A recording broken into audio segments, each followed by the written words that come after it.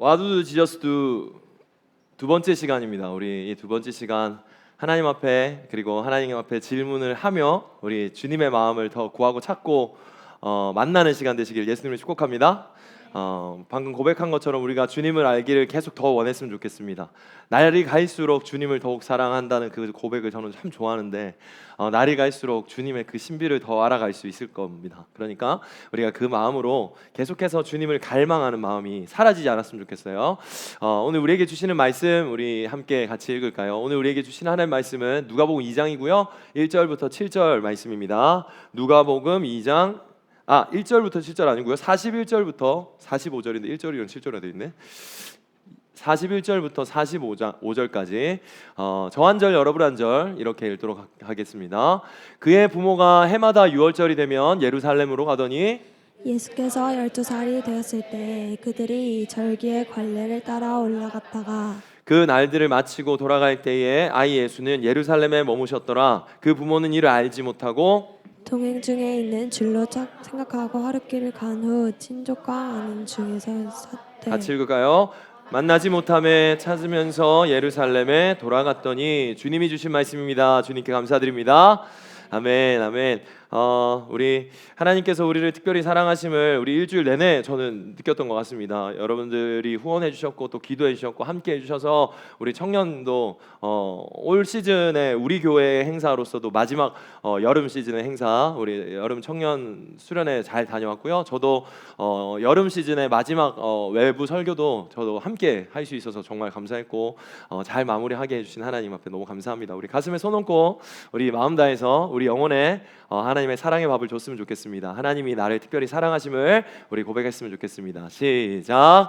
하나님이 나를 특별히 사랑하십니다. 아멘. 이 믿음으로 우리 옆 사람에게도 하나님이 누구누구야 당신을 하나님께서 정말 특별히 사랑하셔요 이렇게 고백해 주겠습니다. 시작. 하나님이 우리 한 사람 한 사람을 너무나도 특별히 사랑하십니다. 우리 준혁이를 너무나도 특별히 사랑하신 하나님. 아멘. 아멘. 우리 동욱이를 하나님께서 너무 특별히 사랑합니다. 아멘. 아멘. 아멘. 아멘. 아멘. 아멘. 우리 하영이를 너무 특별히 사랑하신 하나님. 아멘. 아멘. 우리 한 사람 한 사람을 너무나도 특별히 사랑하신 하나님.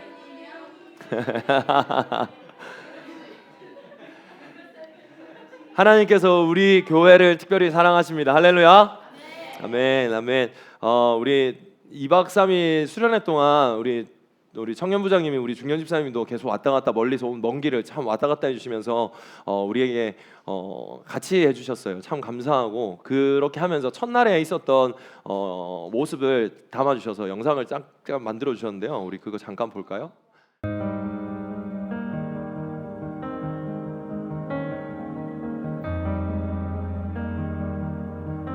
네, 함께라서 참 감사합니다. 저를 함께하게 해주셔서 참 감사합니다. 방금 영상에서 소개했듯이 저는 콜링처치의 담임으로 섬기고 있는 오준형 목사고요. 기쁘다 구주 저는 이 노래랑 저기 저 별이 길을 인도하다 이 노래를 엄청 불러요. 예수님께서 모든 걸 버리시고 이 땅에 오셨지. 그래서 내가 지금 이 자리에 있는 거지. 우리가 그 와구떡 같은 인생에 내 똥통 같은 그 밥그릇에 예수님께서 담기셨지. 나의 허기짐을 다 채우시려고 이 땅에 빵을 오셨고 떡을 오셨지. 즐겁게 주님을 예배하라. 메리 크리스마스 8월에 해도 될까요? 될까요? 되겠죠? 그죠? 여러분들이 1월이 됐건 겨울이 됐건 여름이 됐건 가을이 됐건 여러분들의 삶 속에서 이 메리 크리스마스가 있었으면 좋겠습니다. 할렐루야.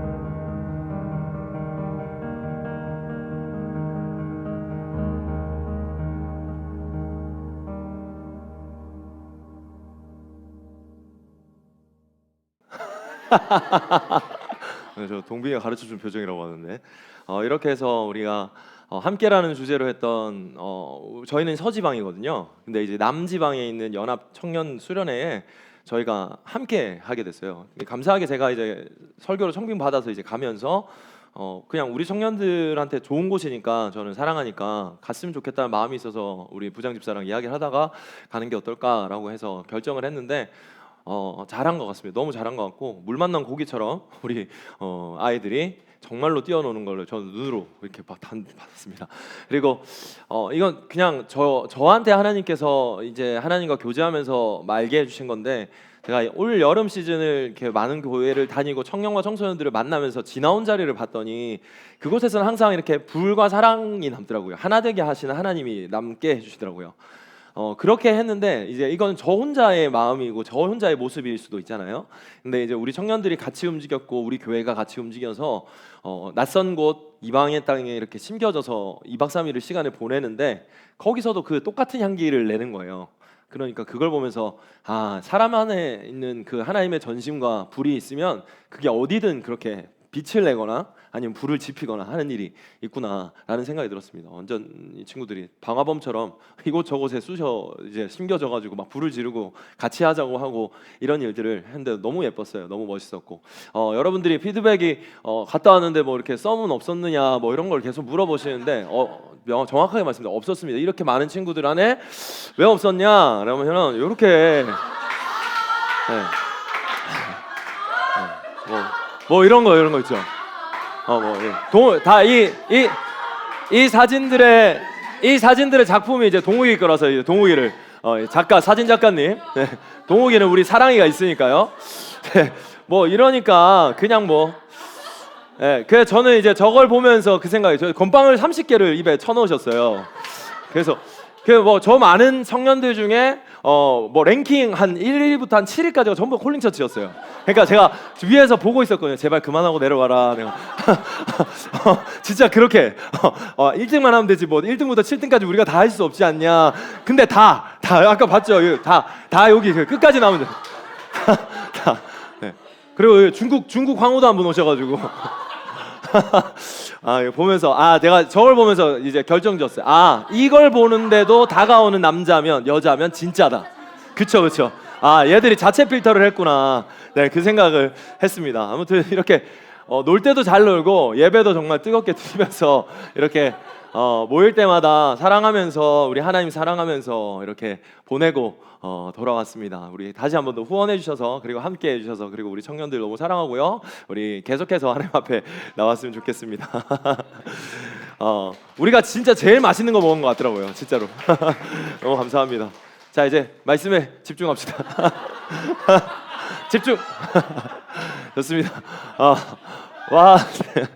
와드드 지저스 두 번째 시간인데요. 오늘은 설교 제목 다 같이 한번 읽어주세요. 시작.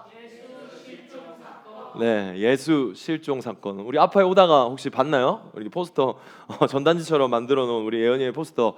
예수 실종 사건. 예수 실종 사건이 일어났어요. 실종 아동을 찾습니다라는 실제적인 저렇게 이런 것들을 봤을 거예요. 지난주 같은 경우는 제가 양을 비유하면서 강아지나 반려견 이런 것들을 찾는 거에 사례금을 내놓고는 이제 찾아달라는 것들에 대한 것들을 이야기했는데 오늘은 예수님이 실종되는 사건이 진짜 성경 속에 실제로 있었어요. 예수님도 사람으로 오셨거든요. 이 땅에 낮고 낮은 곳에 오셔서 진짜 사람이 되셨어요. 그 사람이 되셔서 어릴 때부터 청년이 될 때까지 부모의 요셉 그리고 마리아의 부모의 육신의 부모 안에서 자라요. 그 자라는 가운데 있었던 유일하게 지금 12세예요. 이때 성경의 12세, 12살 예수의 이야기가 유일하게 누가복음 2장에만 등장합니다. 그리고 그 평생의 이제 일상의 생활이 어떻게 살아왔는지는 다 나와 있진 않지만 30세가 돼서부터 이제 하나님께서 이 땅에 오게 하신 목적에 따라 공생이라고 하거든요. 공적인 사역을 하기 시작해요. 근데 그 전에 예수님께서 12살 됐을 때 있었던 사건이 바로 이 사건인데요. 이때 그래서 제가 보니까 12살이면 초딩이잖아요. 초등학교 5학년이에요. 지금 우리 나이로 따지면 초딩 예수인데 제가 이거 그 AI로 이제 요청을 했어요. 이제 중동에 있는 12살 예수를 좀 만들어 주시면 좋겠다라고 했더니 이렇게 예쁘게 만들어 줬다고. 찾으려고 했더니 잘 없어요. 근데 예수님은 우리가 아는 그런 이렇게 샤하고 이런 느낌이 아닙니다, 사실. 진짜 중동의 예수이기 때문에. 그리고 크면서 어떻게 역변하셨는지 잘 모르겠지만 보잘것없다고 하셨어요. 진짜로 외모로서는 우리가 진짜 예수머리하고 그렇게 미쿠긴처럼 그렇게 생기지 않으셨어요. 예수님은 중동의 예수였기 때문에 이런 피부 색깔을 가졌고 거친 피부와 빠글빠글 머리를 가졌을 거예요. 그렇게 평상시 보통 사람들의 모습으로 그렇게 생겼을 건데, 아무튼 12살이었으니까 귀엽죠. 그렇게 귀엽고 또릿또릿하고 총명해 보이고 하는 모습이 성경의 12살 예수를 표현하는 그 모습을 참 잘 나타냈다라고 저는 생각이 들더라고요. 아무튼 이때 12살 예수님과 함께 어떤 절기에 따라서 6월절이라는 절기에 따라서 민족 대이동을 해요. 이건 우리나라로 따지면 그냥 진짜 추석 명절 같은 거예요.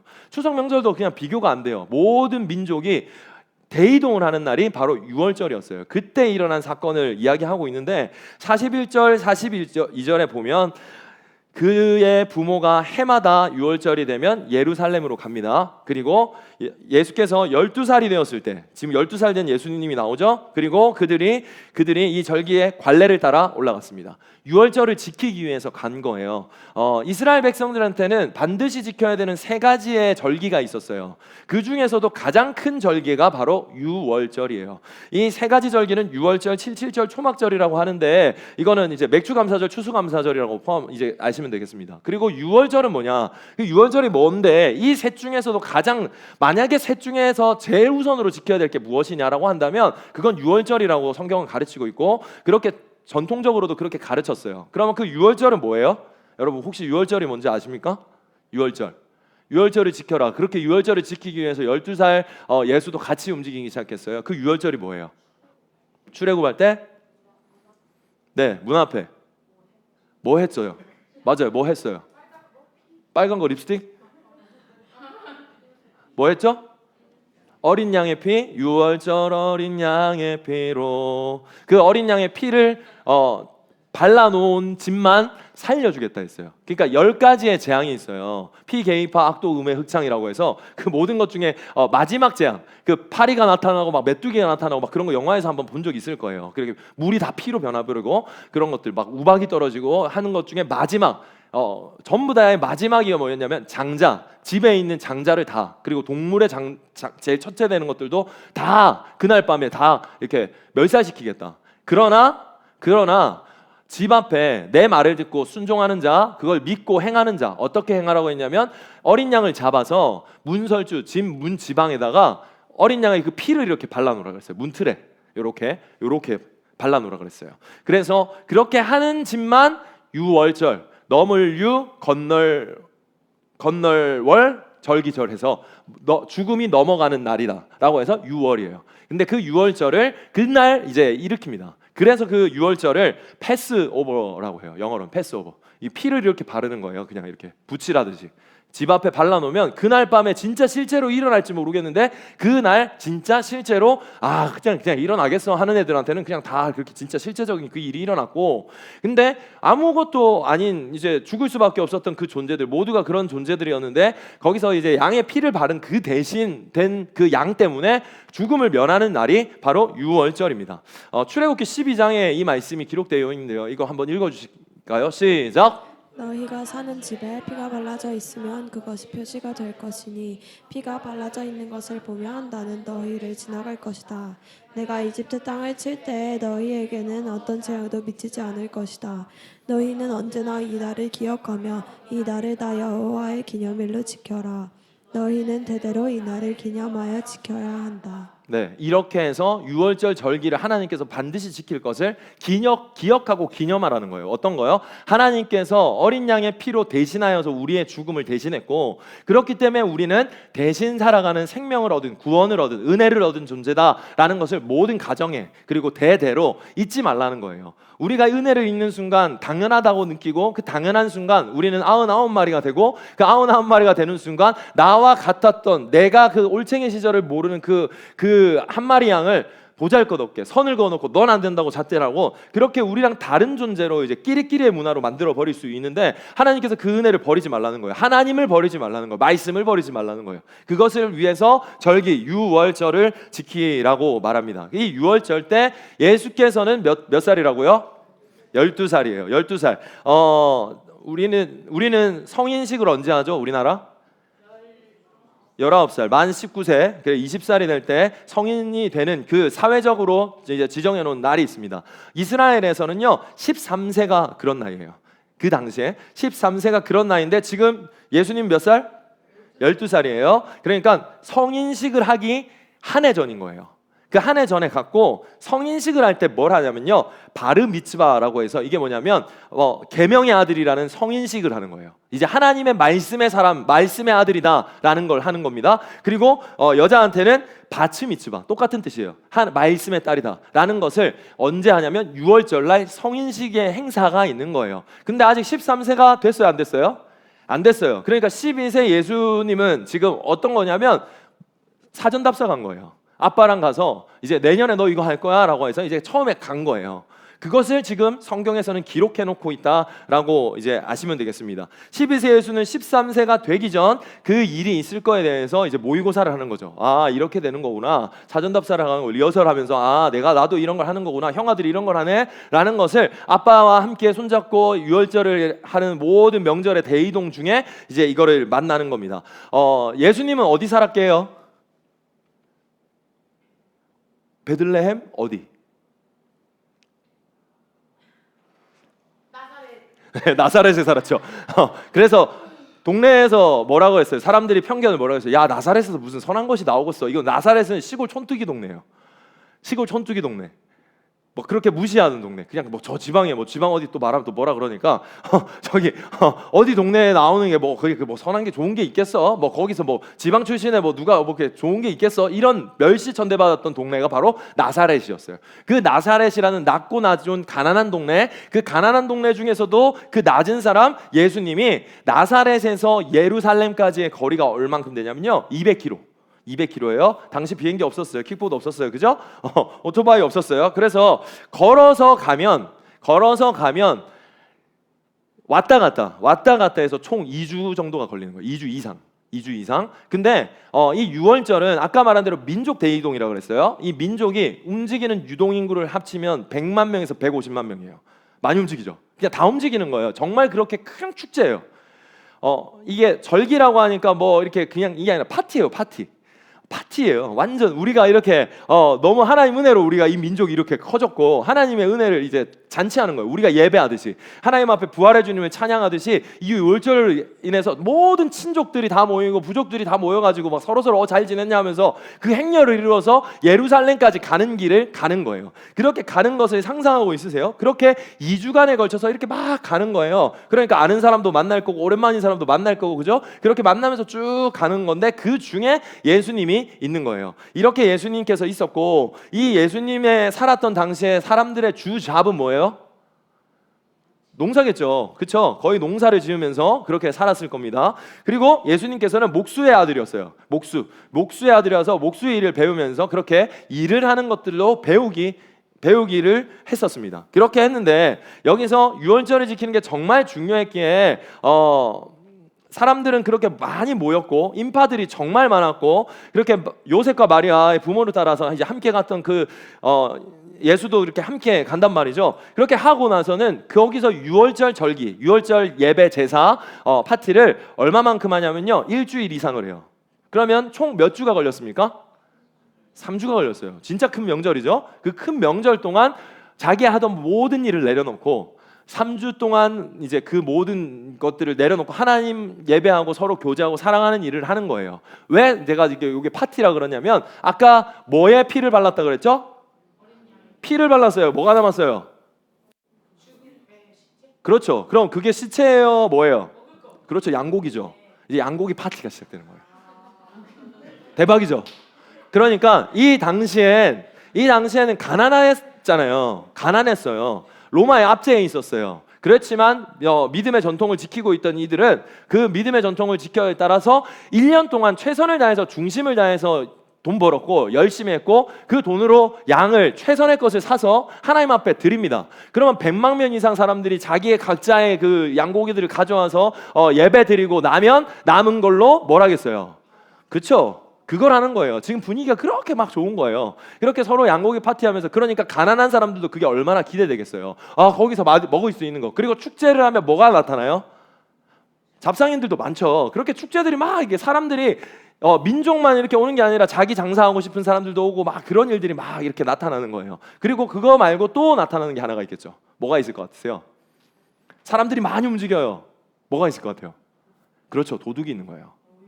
도둑이 있는 거예요. 제가 의무경찰 했잖아요. 그 명절 되면 어디 가냐면요, 시장, 기금속 상가 그 앞에 방범 활동을 엄청 가요. 왜냐하면 거기에 사람들이 막 몰려오거든요. 그렇죠? 그렇게 보내시죠. 그렇게 가요. 그렇게 가면 거기서 뭐 별거 하는, 진짜 도둑을 잡는 게 아니라 도둑이 오지 말라고 그냥 돌아다니면서 계속 경찰복을 입고 방범 활동을 하는 겁니다.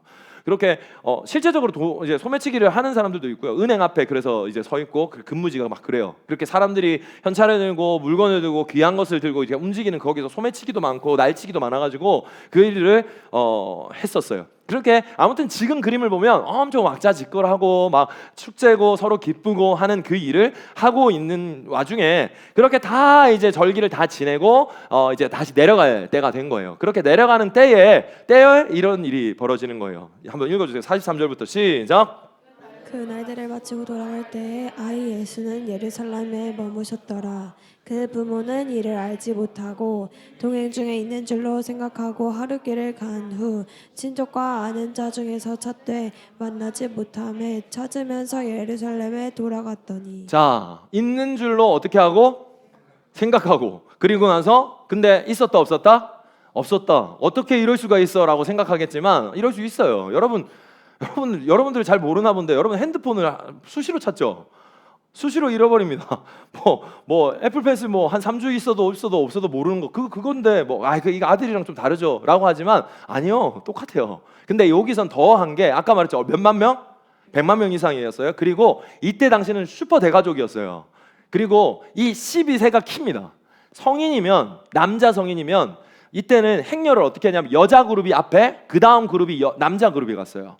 그러니까 12세는 완전한 남자의 그룹에 들어가는 것도 아니고 엄마랑도 있을 수 있고 아빠랑도 있을 수 있고, 지금 몇 살까지 우리 목욕탕 남자애가 여자탕에 갈 수 있어요? 그런 것처럼 그런 거랑 비슷한 거예요. 그런 거랑 비슷하듯이 12세니까 그 커트라인에 딱 걸리는 거예요. 이게 돈 안 내고 이제 뷔페 갈 수 있는 그런 나이인 거죠. 그러니까 여기도 갈 수 있고 저기도 갈 수 있고, 아니면 키즈존에 있는 그 할머니 노약자들과 함께 이동하는 그 거리에 같이 있을 수 있는 거예요. 그러니까 엄마는 아빠한테 있겠지, 아빠는 엄마한테 있겠지, 그렇게, 아니면 저기 키즈존에 뭐 삼촌이랑 있겠지, 뭐 이런 느낌으로 지금 이 행렬 가운데서 예수가 있다고 생각하면서 그렇게 막 서로 옆에 있는 뭐 가족들이랑 잘 지냈냐면서 행렬을 이루어서 가는 거예요. 그리고 이 행렬을 이룰 때 뭘 했냐면요, 노래를 많이 불렀어요. 노래를 부르면서 뭘 하냐면 그 행진 가운데서도 도적대가 나타나지 않기를 그렇게 행렬 가운데서 막 하고 가는 거예요. 그러면서 중간중간에 자기가 가야 될 길이 있으면 이렇게 헤어지는, 이렇게 쭉 200km 동안. 그러니까 그 가운데서 예수가 있는지 없는지는 사실 하룻밤 정도는 그럴 수 있을 수 있단 말이에요.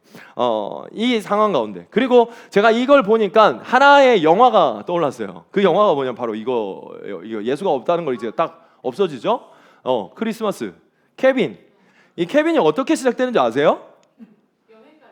여행 가요. 여행 가는데 케빈이 앞에 있는 형아가 자기가 좋아하는 치즈 피자를 다 처먹어가지고 화가 나요. 화가 나게 생겼죠. 얘가 다 처먹은 거예요. 그러니까 다 처먹었는데 너 왜 다 처먹으니까 토해줘야 될 걸 내가 다 먹었거든. 이러니까 얼마나 때리고 싶어요. 그러니까 막 이렇게 들이받는단 말이에요. 들이받다가 둘이가 싸운 거죠. 싸우니까 몸싸움을 하다가 앞에 있던 테이블에 있던 모든 것들을 쏟아버려요. 그래서 이제 다 가족들이 케빈한테 뭐라 그러는 거예요. 그러니까 엄마는 또 엄마는 나름대로 이제 케빈을 혼내야 되니까 케빈을 데리고는 저기 다락방에 들어가 있으라고 다락방에 올려보내는 거예요. 너 집에 거기 들어가 있으라고 자요. 그러고 자는데 이 가족들도, 온 가족들이 모였는데 자는 거예요. 자는데 그 다음 날 아니나 다를까 잠에 이제 취해서 일어나야 될 시간에 비행기 시간에 못 가는 거예요. 그 다음 날이 프랑스로 여행을 가기로 한 날이었거든요. 그렇게 해서 헐레벌떡 따라가지고 막 공항에 뛰어가는 장면이 나옵니다. 그렇게 장면이 나오고 이제 비행기를 다행히 타요. 그래 타고 나서는 자기들끼리 정신 없었네, 빠진 건 없었겠지 이러면서 이제 엄마 아빠가 이렇게 말합니다. 그래놓고는 저기 자기들은 이제 좋은 좌석에 탔거든요. 이렇게 타가지고는 맛있는 것도 먹다가 이렇게 거의 하루 새 쭉 가다가 나니까 뭔가 빠진 것 같아라는 싸한 느낌이 온 거예요. 그러고 나서 케빈 이 장면이 이제 이 나홀로 집의 시작이에요. 거의 비슷하죠? 거의 비슷해요. 이렇게 당연히 함께 할 거라고 생각했던 아들 예수가 없는 것처럼 케빈도 그냥 그렇게 했던 거예요. 다 가족들이 많았거든요. 이 집에도 그렇게 다 같이 움직이는 그 상황 가운데 없어져요. 사실 여기에 있어도 나로가 저기 있겠지 여기 있겠지 할 때가 있어요. 여기 있어도 그럴 때가 있어요. 왜냐하면 나로는 모든 사람들의 손에서 사랑을 받고 자라고 있잖아요. 그냥 그렇기 때문에 예언이랑 있나 보다, 아니면 하영이랑 있나 보다, 그냥 그렇게 생각하면서 우리가 중간중간에 저랑 안에도 중간중간 문득문득 찾아요. 그렇게 한단 말이에요. 이것처럼 케빈처럼 예수님이 오늘 이 행렬 가운데 없다는 것을 알게 됐다는 거예요. 근데요, 이걸 보는데 제가 가만히 생각해 봤더니 우리가 하는 그 좋은 일 가운데서 예수님이 없이 그냥 예수님이 있다고 착각할 때가 많다는 걸 생각했어요. 우리가 질문하지 않아요. 와두두 지저스도 예수님이 어디 있냐, 뭐 예수님 어떻게 하셨을까까지는 아니라도 예수님 지금 내가 하는 그 일 가운데 함께 하고 있나요? 내가 하는 그 열심 가운데 혹시 함께 하고 있나요? 아니면 그냥 전혀 무관하게 나는 함께 하고 있다고 생각하지만, 예수님 왜 우리랑 함께하러 오셨기 때문에 나랑 함께한다고 생각하지만 그 함께함이 아닐 수도 있다라는 생각이 들더라고요. 왜? 예수님과 함께했던 그 부모들도 똑같이 당연히 함께하고 있을 거라고 생각했어요. 왜 이렇게 하는지, 왜 이렇게 하는지 모르고 살다가 우리는 그냥 열심히 해요, 최선을 다해요, 밤을 새요, 땀을 흘려요. 그렇게 수고하는 그 가운데서 알고 봤더니 거기에 예수님이 없는 거예요. 이게 얼마나 파티가 제삿날이 될 수도 있는, 이제 초상날이 될 수도 있는 거예요. 예수님이 없는 그 순간 우리의 모든 사건은 그렇게 될 겁니다. 케빈도 똑같았어요. 그 케빈이 없어지는 그 순간 모든 휴가와 방학과 그 모든 것들은 다 날아가 버리는 거죠. 우리 상황 가운데, 우리 삶 가운데, 이거는 진짜 극단적인 예로 표현되어 있지만 우리가 하는 그 어떤 일에 예수 그리스도가 빠져버리는 그 순간 우리는 거기서 공허와 허탈이 오기 시작해요. 그리고 잔치는 잔치가 아닐 수밖에 없는 거예요. 그렇게 흥미로웠던 그 잔치, 유월절의 그 잔치, 감사와 기쁨의 잔치가 더 이상은 기쁠 수 없고 더 이상 감사할 수 없는 일이 될 수밖에 없는 거예요. 내가 누군가를 만나고 내가 누군가와 모임을 하고 내가 누군가와 함께 시간을 보내는데 그 가운데 예수님이 있는지 없는지는 물으셔야 되는 거예요. 그래서 이렇게 우리는 What would Jesus do를 계속해서 말할 수 있어야 된다라는 겁니다. 아까 말했듯이 남자는 남자끼리, 여자는 여자끼리 해서 그 행렬을 이루어요. 그렇게 그 행렬을 이루면서 우리는 그 바쁜 가운데서 여러분들의 그 걸음을 잘 생각하셔야 돼요. 어디에서요? 교회에서 말고요. 여러분들 일상에서 말입니다. 여러분들의 일상이 그래서 중요한 거예요. 여러분들이 있는 곳이 중요한 거예요. 내가 누군가를 만나기로 했어. 그리고 내가 그 사람과 만나기 전에 내가 예수님이라면 어떻게 했을까를 질문해봤나 라는 것을 여러분은 이제 되뇌이고 계속 훈련하셔야 돼요. 여러분 지난주부터 시작해서 일주일 동안 여러분 와두두 지저스들을 몇 번이나 혹시 물으셨어요? 저는 드문드문 계속 생각났어요. 왜냐하면 이걸로 설교를 계속해야 되니까 저는 묵상을 할 수밖에 없어요. 여러분들도 이걸 계속 하시기를 예수님 축복합니다. 아니면 여러분의 잔치는 잔치로 끝나지 않을 거예요. 분명해요.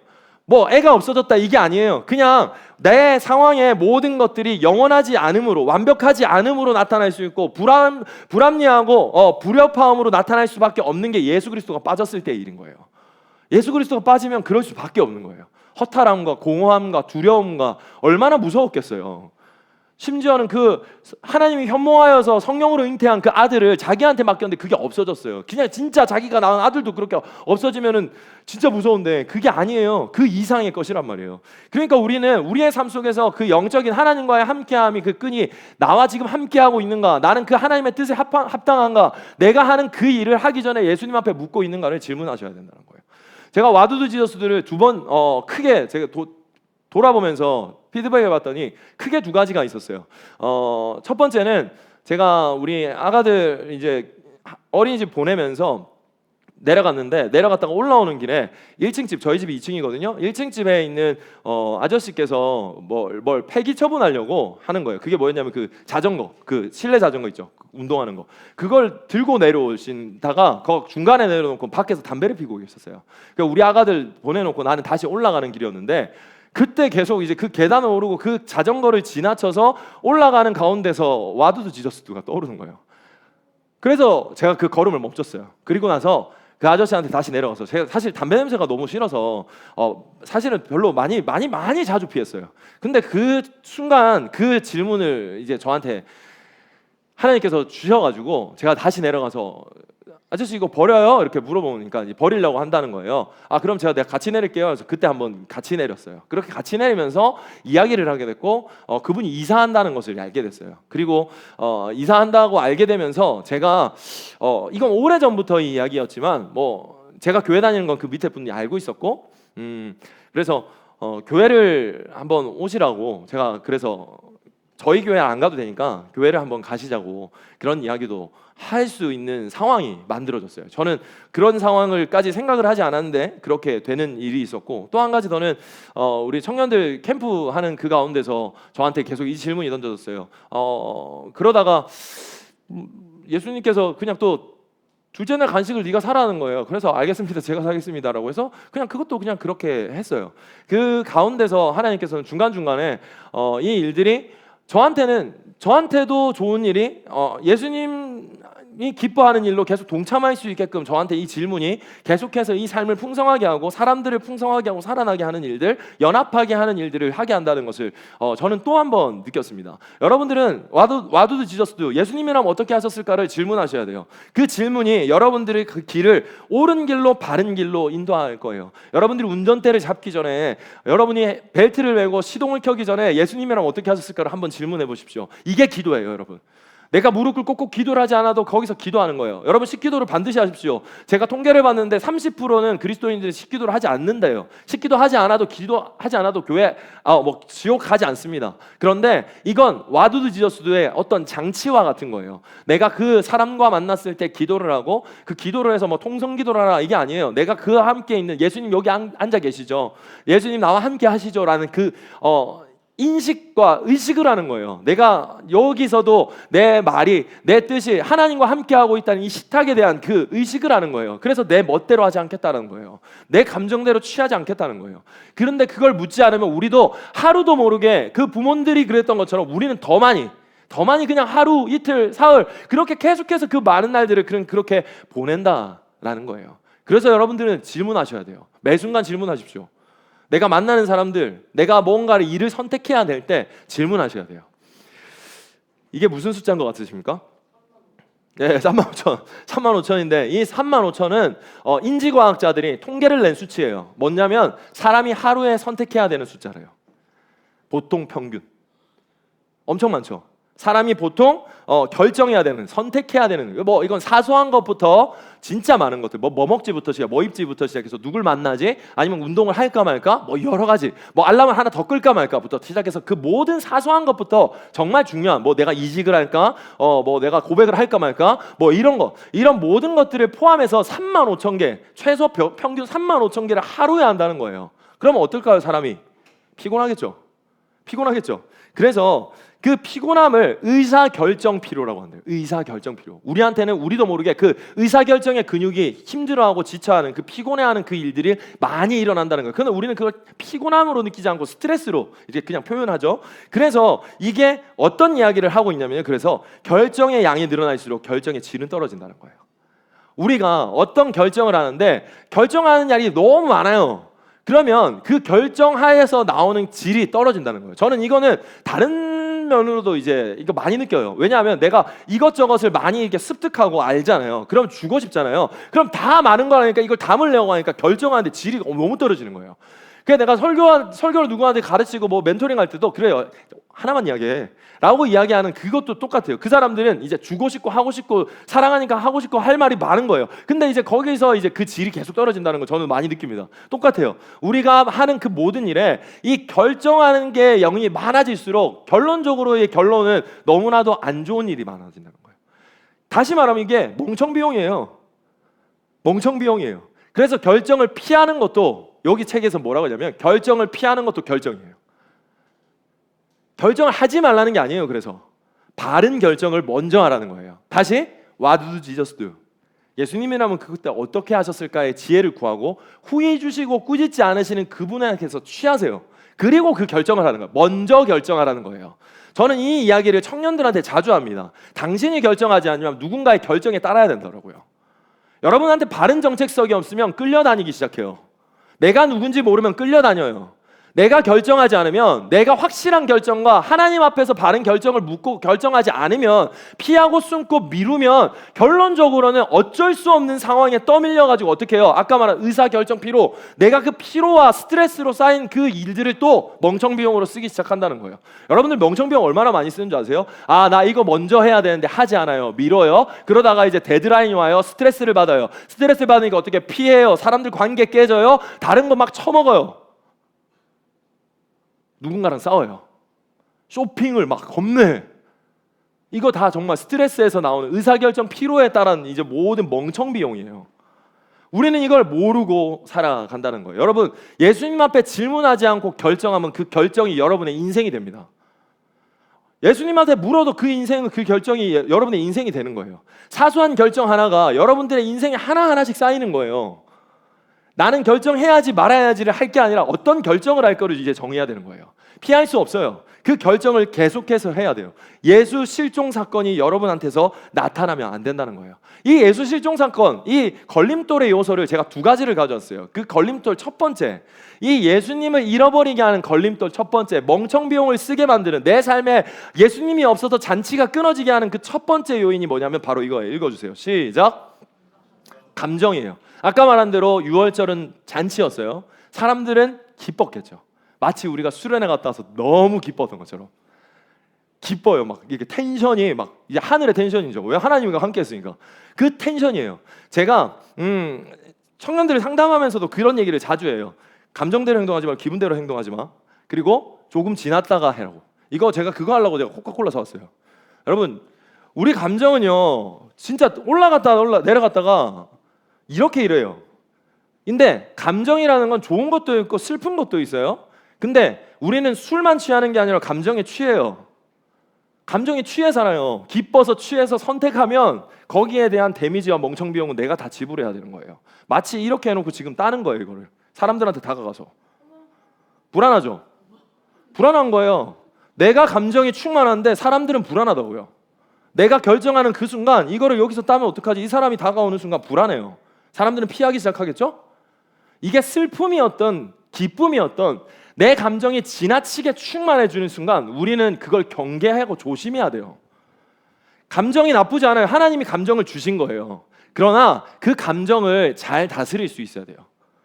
계속 좋아가지고 흔들어 있는 그 상태에서 목사님 너무 좋아요. 나 너무 좋아요. 모든 걸 할 수 있을 거예요. 내가 지구 끝까지라도 갈게요. 그때 결정할 게 아니에요. 슬픔도 취한다 그랬어요. 슬픔에 취하는 사람은 어떻게 하는 줄 알아요? 집에 모든 커튼을 다 닫아요. 불 딱 하나 켜놓고 아니면 촉 켜놓고 그지 같은 노래 하나 딱 틀어놓고는 거기에 취해 살아요. 아, 내가 세상의 모든 총을 다 맞았다. 그거 진짜 그리스도인이 할 짓이 아니에요. 근데 그렇게 하는 사람 많아요. 그걸 즐겨요. 우울을 즐긴다고요.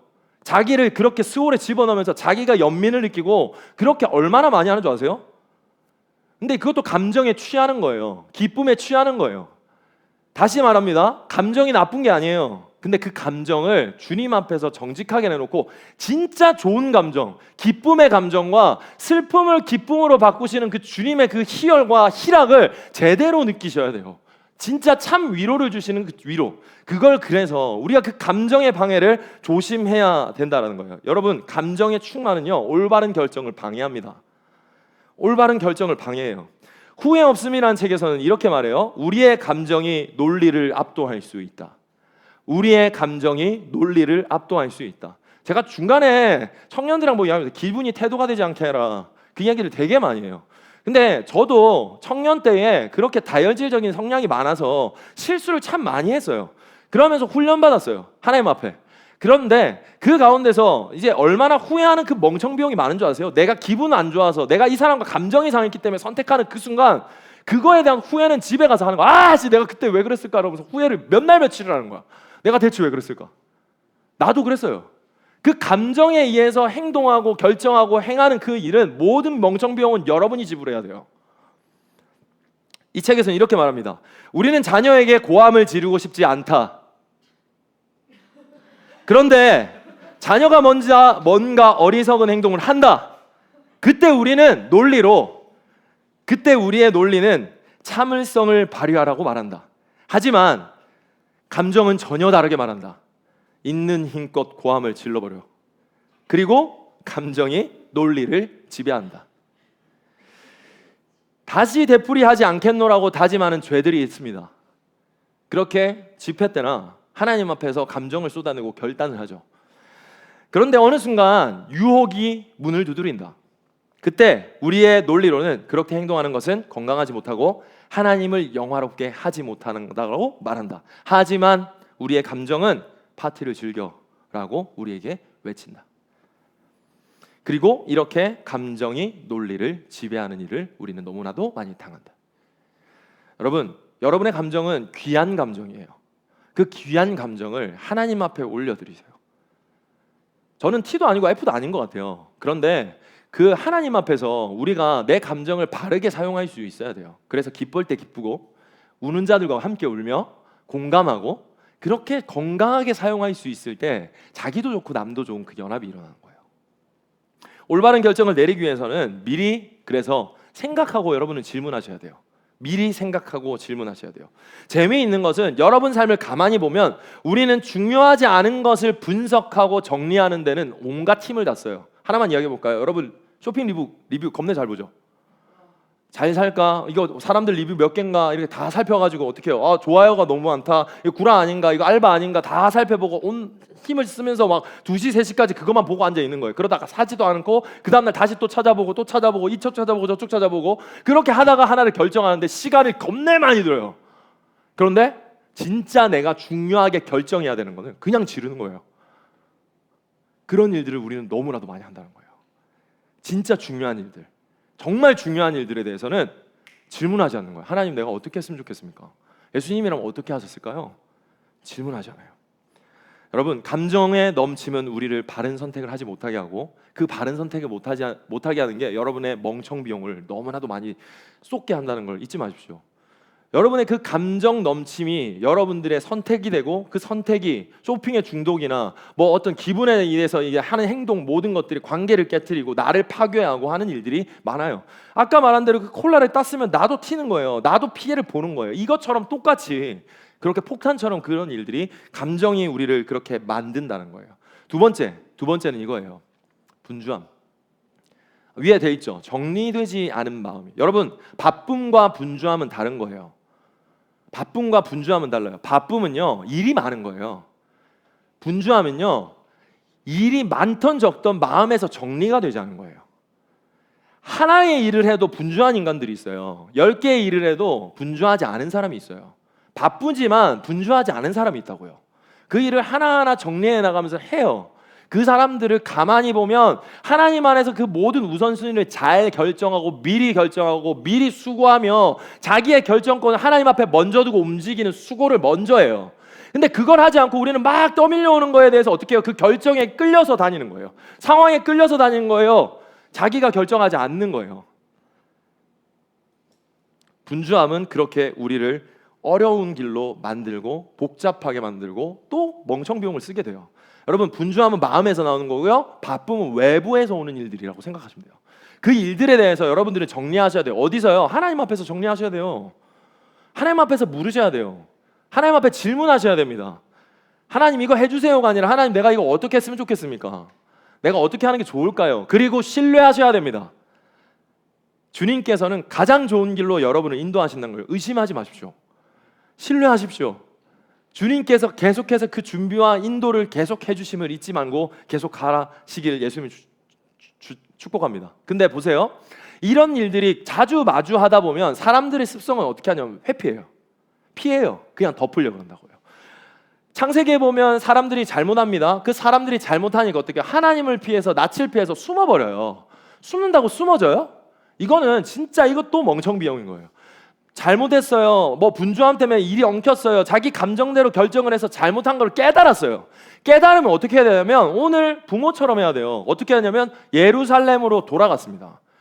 잘못한 걸 그때 알면 그때 바로 돌아가야 되는 거예요. 이걸 눈덩이처럼 키우지 마세요. 여러분의 감정에 의해서 불이 타올라서 거기서 불을 질렀어요. 조그만 불인데 가만히 두면 난리가 나는 거예요. 이제 산을 태우는 거예요. 관계를 태우는 거예요. 빨리 가는 거예요.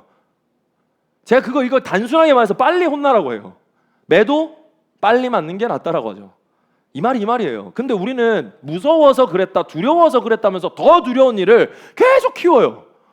계속 키우는 거예요. 빨리 해야 돼요. 골든타임이라는 게 있어요, 여러분. 이게 우리의 태도가 돼야 되는 거예요. 여러분이 주님 앞에 나올 때 태도, 내가 잘못했다는 걸 인지하고 주님 앞에서 깨달았으면 그 깨달은 것대로 그대로 가시면 돼요. 그게 주님을 신뢰하는 마음 아닙니까?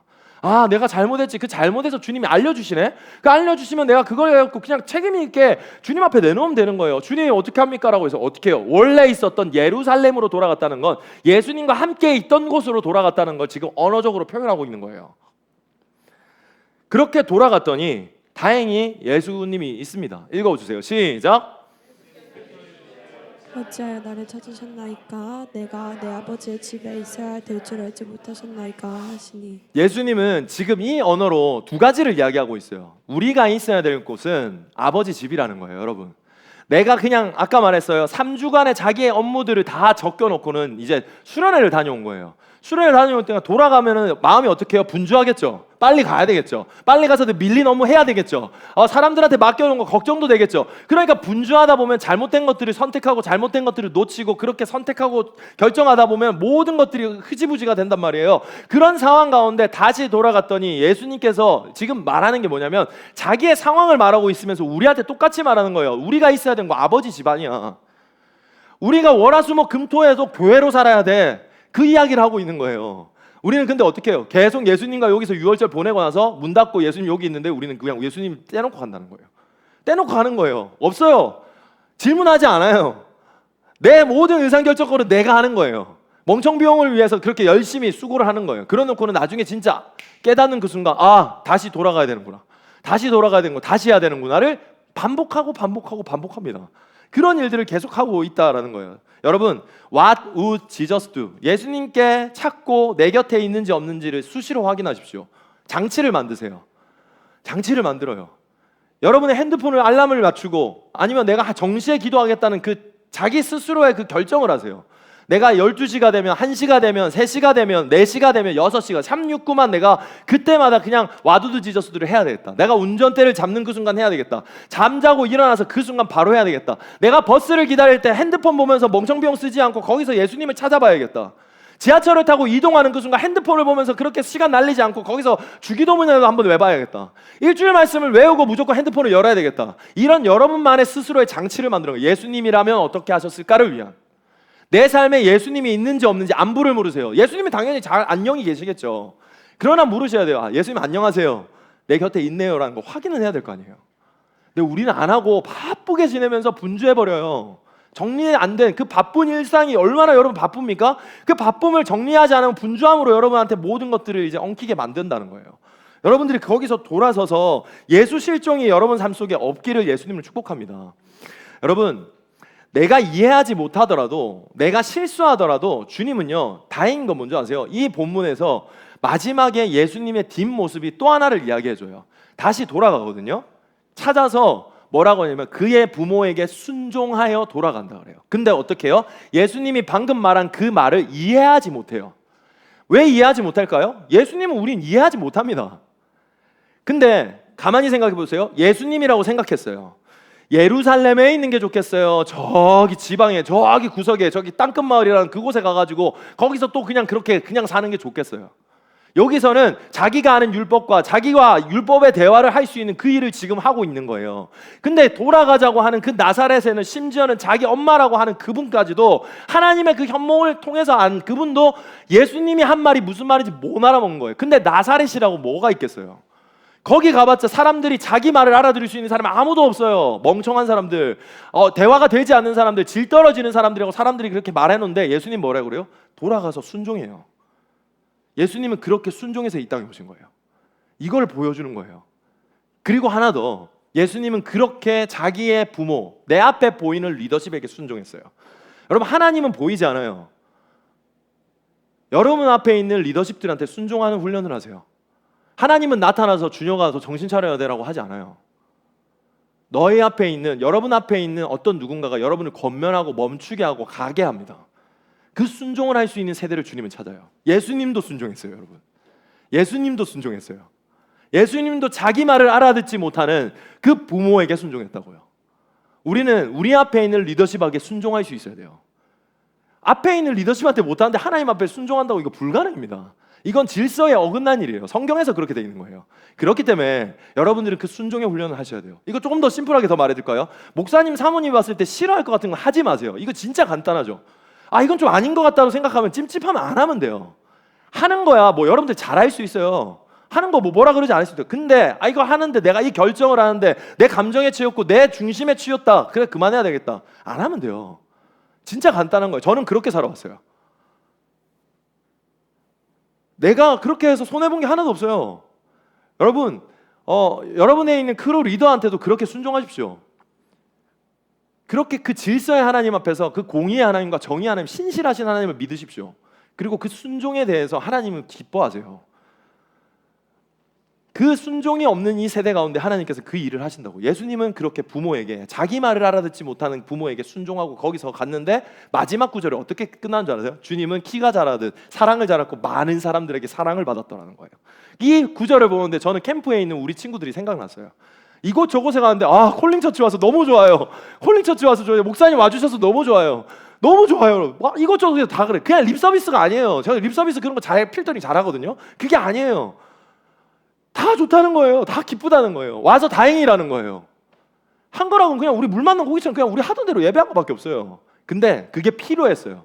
저는 확신하는 게 있어요. 제가 이곳저곳에서 설교 섭외가 들어올 때마다 갈 때마다 하나님께서 저에게 두드리는 마음이 있어요. 아들아, 너가 필요한데 내가 가장 좋은 데 보낸다. 여러분은 학원을 보내도 선생님이 좋으면 돈이 비싸도 보내죠. 그거랑 똑같아요. 여러분이 맡은 자리는 여러분이 필요하기 때문에 주님이 거기에 심었다고 나한테 확신을 주세요. 하나님께서. 준혁아 너가 가야 되는 데였어. 그렇기 때문에 너가 갔어야 돼. 똑같았어요. 우리 콜링처치 친구들이 갔는데 그 친구들이 가야 되는 곳이었어요. 하나님께서 저에게 그 말을 해준 거예요. 우리도 거기서 받는 은혜도 있었고 그들에게도 좋은 게 있고 그렇게 서로가 좋은 일이 되는 게 하나님 나라거든요. 우리가 그걸 하려고 한 게 아니에요. 근데 그렇게 순종하는 자들에게 하나님은 하나님 일을 하세요. 모든 것이 합력하여 선을 이루게 하는. 자기 계산하지 않고 자기 생각만 하지 않고 거기서 내려놓는 그 순간 그 일이 나타나는 거예요. 사랑하는 여러분, 예수님이 실종되는 일을 여러분 일상에서 만들어버리지 마세요. 그럼 다시 여러분은 돌아오셔야 돼요. 혹여나 지금도 그러고 있다면 오늘 부모처럼 빨리 일상으로 돌아가세요. 일상으로 주님이 있는 곳을 찾으세요. 빨리 찾겠습니다. 빨리 묻겠습니다. 매 순간 묻고 그 결정에 순종하겠습니다. 그걸 할 수 있는 저와 여러분 되시기를, 그 일주일 되시길 예수님이 축복합니다. 우리 같이 일어나서 찬양하고 기도합시다. 여러분의 그 예수를 찾지 못하게 하는 여러 가지의 일들과 걸림돌들을 주님 앞에 내려놓고 그리고 주님 앞에 결단하고 그리고 고백하고 정리하시기를 바랍니다.